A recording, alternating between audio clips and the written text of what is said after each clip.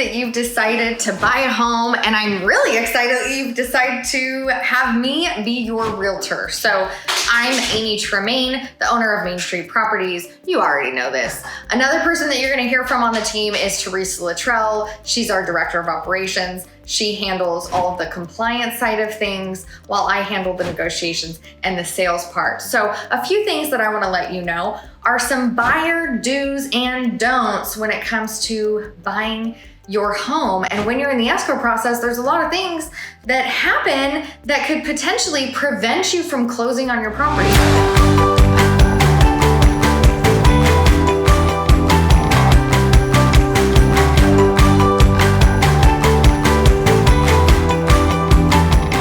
So, number one, don't quit your job. Don't change jobs. Don't do anything but get a promotion. If you get a promotion, that means you make more money, and that's a good thing. Work overtime. If you work overtime, that means you've made more money, and that's a good thing. Don't reduce your hours. Don't quit your job. Don't change jobs. It can throw a huge monkey wrench in things. So if that's gonna come up for you, let us know so that we can help you navigate that entire process. Number two, don't buy anything on credit. You just had your credit run. The lender just said that this is what we can give you in a loan. If you add anything to your debt load, then that's gonna change the amount of money that you can spend on your purchase. So just don't rack up any new debt. And I know you're like, I wanna go buy appliances and I wanna go buy furniture, and there's time for that. There's definitely time for that, but it's not right now. So no new credit. Don't spend large portions of money. So even though you go out and you don't use your credit, if you spend a large portion of your down payment or you spend a large portion of your closing costs, that's gonna create some turmoil in the transaction. It might actually prevent you from being able to close. So my third thing is just don't spend large chunks of money. Number four, don't co-sign for anything on anybody else's credit. So if your cousin calls you and says they're trying to buy a car and they need you to co-sign, I feel really bad, but they're gonna have to call somebody else, because right now you're attempting to purchase a property and you need every little bit of your credit that you have available. So don't make any big changes to your credit. And then number five, this goes without saying, but don't listen to the haters. There's gonna be a lot of people out there that hear that you're buying a house and they might have never been in a position to buy a house, or they lost out on a house, or something negative happened in their experience, and they might have some really bad stories to tell you or horror stories, but I'm here to tell you that we close 99% of the deals that we get into.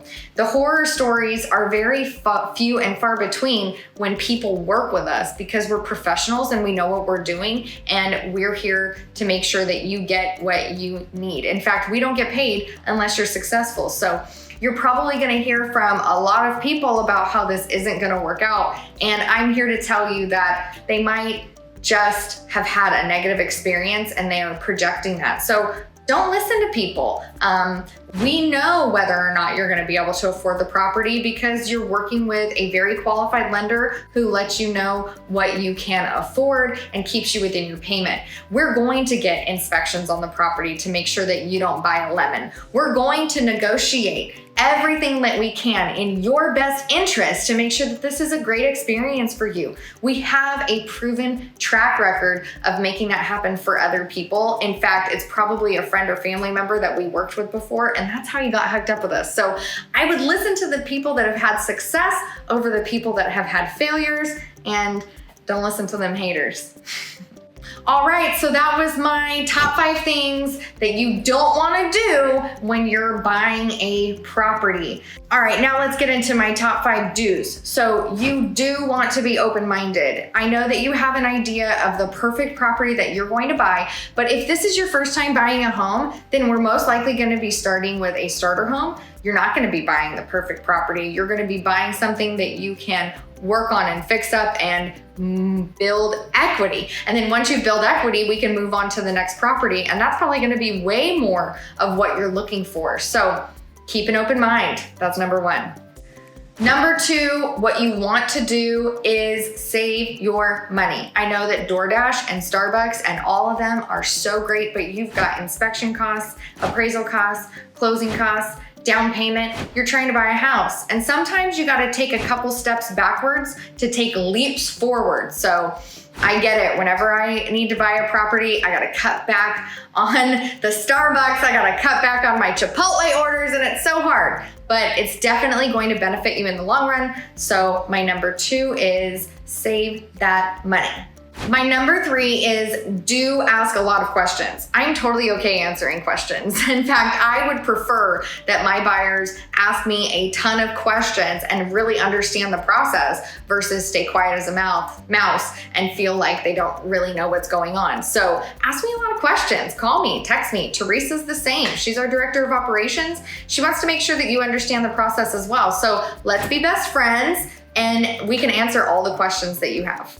Number four, I would say do research neighborhoods before you look at properties in those neighborhoods.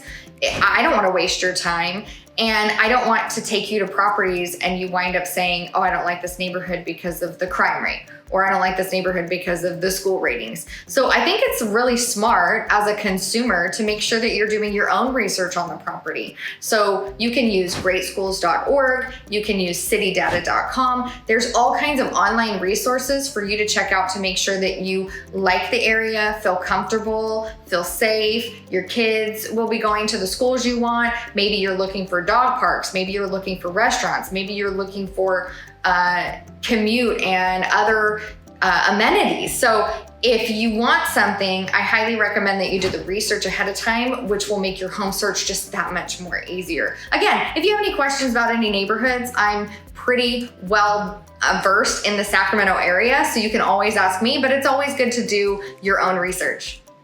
My number five do for buyers is pick your top 5 homes that you like on the market and just let's go take a look, guys. It's so good to get your feet wet, get into some properties and really feel what a home feels like. Honestly, I don't think that you can buy a property just by looking at a picture online. I do think that you need to get inside, feel the energy of the neighborhood. Pictures are worth 1,000 words, and they're only going to show you the best parts of the property in the online photos. So let's get together. Let's go look at some properties and really get inside of them so you can see if one of these could be your next home. All right, so that was my top 5 do's for a buyer and my top 5 don'ts for a buyer mixed together. I hope that you enjoyed this video and that it was valuable for you. Let's go look at some houses.